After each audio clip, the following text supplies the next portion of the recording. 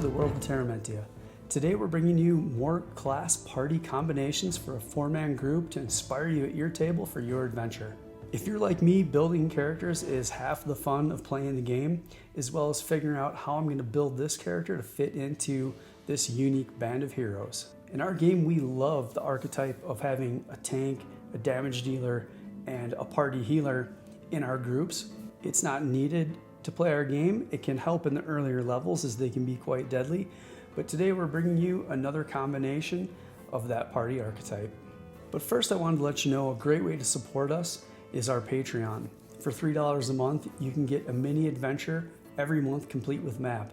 For September 2024 here, I went a little bit overboard and made kind of a mini campaign free for only $3 a month, and you get access to all the previous months. This really helps support us, and it's a ton of fun, and it's a great turnkey way for you to get into an adventure at your table. Link is in the description below, as well as a link to our website and to Amazon. We can be found in a handful of local game stores in Utah, and we're working to expand that. Last time we gave you a more unconventional party. We had a Shadow Templar as a tank, which is a role they're great at, maybe the best in the game, arguably. But we gave you a Necromancer as our support party healer. And that is just a cool way to take that class if you're not into being a ranged damage dealer or using martial weapons. It also had a Nether Touch, dealing ranged void damage, which can't be reduced in any way, shape, or form, and a Shadow Step, lurking through the darkness to take down their targets. But today, we're going to bring you something much more savage and much more wild. This party crawls out of the wilderness with some of the highest health pools, fantastic healing, capable on 3 of the 4 characters. We're only going to utilize it on 2 and designate 1 as our main healing support, but it also has battlefield control and a ton of damage. Really, its only weakness would be willpower effects and sanity effects, which might need to be employed by your game master because it's going to be hard to take this party down. Starting with the frontliners as usual, we're going to look at the Reaver, our main frontliner. Tribal Mortal Reavers from Praetor Hold boast the highest health pools in the game per level. We're going to do more damage as our health goes down and get tankier, but we're also going to build into Vitality and Fortitude, as we can add that as additional damage as well. So right out the gate, this class is hyper focused in Life Force and Spirit.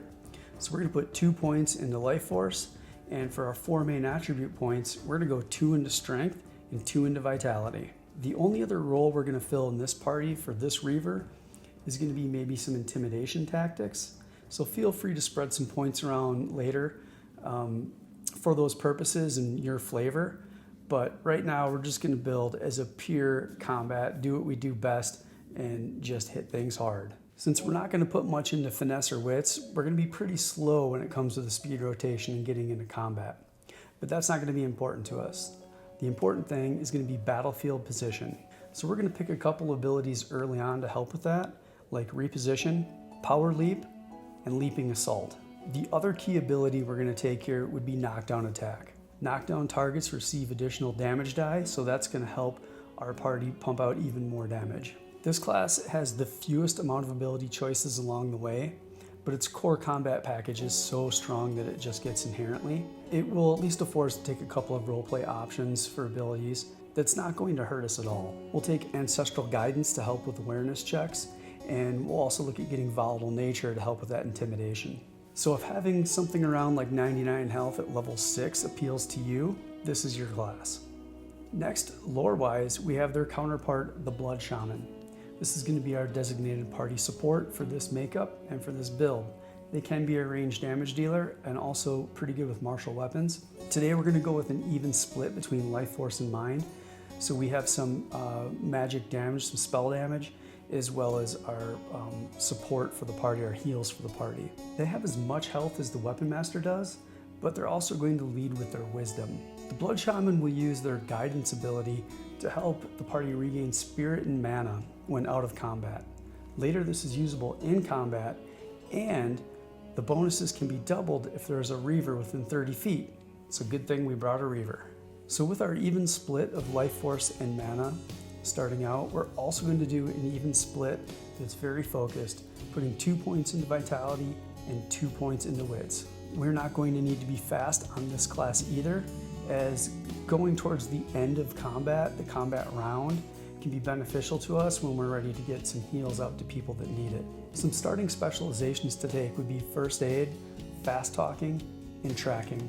Tracking kind of fits the flavor well when you're looking at things like divining blood on the battlefield and talking to spirits to help guide the party in the right direction. Also, as another benefit, if we have a party member below half health, we gain an additional healing die. That is super advantageous.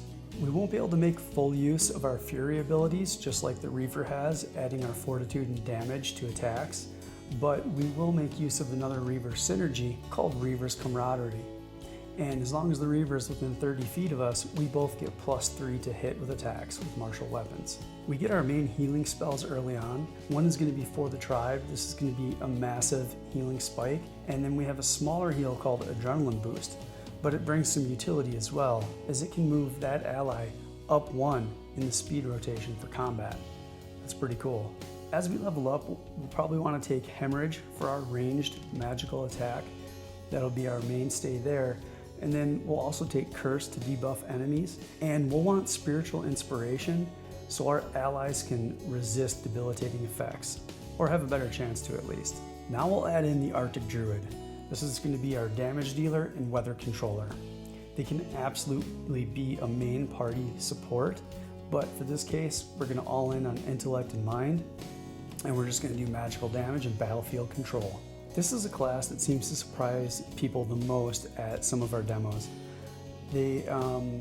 Somebody may not be into the Druid archetype, but then once they play this, they get a feel for it. They have a super good time. It's always fun to see what they can come up with some of these more creative spells. So as I mentioned, mind and intellect will be our primary focuses here for core and main attributes. We're going to need a high mana pool, we're going to need a high willpower, and that's going to boost all of our damage and all of our debilitating effects. We'll want to make sure we have 2 to 3 points into spirit, so we could put a stray point into life force and a core attribute to help accomplish that. But we're also granted a couple of spirit at level 1 too, so it's easily accomplished. Outside of intellect, I would recommend getting some finesse. Since we're building into more of a, I don't want to say glass cannon, but into more of that style of damage dealer, we're going to want a higher defense. We probably want to find a stray point for vitality just to help out with that, but we've got a pretty decent mid-sized health pool as well. Since we don't need to pick support options for this party, early on we're going to pick up Ice Ray and Lightning Bolt as our main damage dealers. This is going to give us a couple of different options and paths to go down as we build. Normally, if you're picking some support abilities, you got to make some damage choices. But here we're going to go with the 2 paths that are available to us because we can. Ice Ray is going to help debilitate some movement of enemies. Lightning Bolt's going to have a longer range, and paired with some other spells we can take, will deal a lot more damage. Then we're going to use Crackle for melee situations, and we're going to use Create Ice not only for exploration and roleplay, but also for some battlefield control too. Moving up through the levels, I want to call out the spell Ice Shield. This can reduce cold and combat damage done to you for 1 round. This can be extremely useful if you get surrounded by enemies and your Reaver or Druid of the Wilds is not there to take those hits for you. This is the main reason why we need a little bit of spirit. Then after that, we're going to take Charged Lightning to improve our Lightning Bolt damage. We're going to get Winter Blast, so we have a nice AoE and a spell that can create some difficult terrain, as well as Control Wind, Control Water, and Ice Diffusion, where we can help kind of counter some enemy magic. I think Wind Gust is going to be highly appropriate here too, so we can also knock down some targets, maybe AoE style, or blast them off a cliff. Almost everything this class does can be a problem for the enemy, whether it's high damage, slippery surfaces, or massive gusts of wind.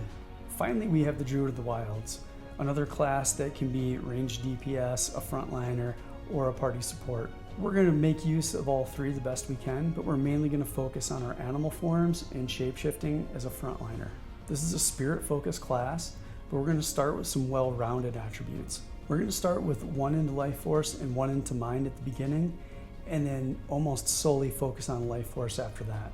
For main attributes, we're going to put 1 point into finesse and 1 point into wits, This is going to help with our defense, speed, and some role play. And then we're going to put 2 points into vitality. As we level up, we should be able to pick and choose here. Vitality is going to be the most important for us when it comes to some of our animal forms and our spirit power. So that'll be our primary focus, but we will have the option to get points into finesse, keep that defense and speed up, and get points into wits for speed and for roleplay as well. At the early levels, we're going to take Puma form and Wolf form. This is going to help with extra movement and pair well with the fact that we could ignore difficult terrain while in an animal form, and also do some extra flanking damage as well alongside our Reaver. We'll look at Living Vines for some crowd control to help restrain some enemies, and also let's take Commune with Nature for some roleplay opportunities. We will also want Heal at level 1 since we're going to be kind of a backup support. We shouldn't need to take any other healing options. We can if we feel we absolutely need to, but with the health pool and the healing in this party, this should be ample support. Moving up, we're going to take Summon Spirit Animal, then Bear/Lion form to help taunt people with a roar, taunt our enemies in case somebody gets past our Reaver. We will take Raven form so we can fly, and let's also take Giant Snake for exploration opportunities or possibly to help restrain some foes. It will be hard not to take all the really cool poisoner spells. I think the only thing we're going to pick up is Venom Bolt, so we have one ranged option available to us if we happen to so need it. Other than that, we're going to stick to the animal forms and the theme of what we're doing here. This is a savage party. They can be absolute tanks. This is a hard party to take down. If you bring this group to the table, expect your game master to bring lots of debilitating willpower effects and heavy sanity effects to counter you. I love the flavor of this party, and I would suggest it for any adventure, but especially one that took place around the shifting wilds of the Ravaged Prominence to really fit the theme of the party. Make no mistake, this party will plow through any challenge put in front of them with their high health pools and high healing. They don't even need defense. High defense is not a concern for them whatsoever. I hope this party will inspire you to bring something cool and fun to your table. We love it when people bring themes and specific ideas. That's what really makes role-playing fun. And as a player, I love strategizing with my fellow players. So again, hopefully we've inspired you. Be on the lookout for our fall ad coming before the end of September here. Also, as a reminder, a link to our Patreon is below, and also a link to our website so you can read about our game and check out the 18 playable classes that make us super unique. We will see you next time in the world of Terra Mentia.